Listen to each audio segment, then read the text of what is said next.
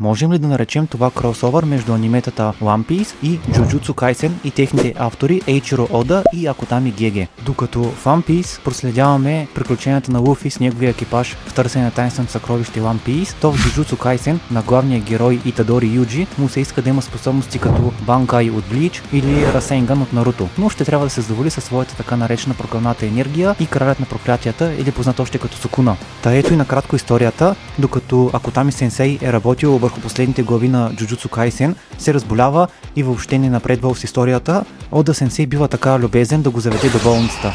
След своето оздравяване и завършването на своята хитова поредица, Акутами Сенсей иска по някакъв начин да благодари за помощта и най-добрият начин, който измисля, е чрез своите рисунки. Така Акутами Геге влиза в колаборация със света на One Piece играта с карти и рисува петимата старейшини, едни от най-високопоставените служители на световното правителство, които са антагонисти в историята на One Piece. Ако желаете да се впуснете в играта с карти на One Piece, Yu-Gi-Oh, Pokemon и много други, разгледайте предложенията в сайта на itcg.bg и съберете своята колекция. А сега виж!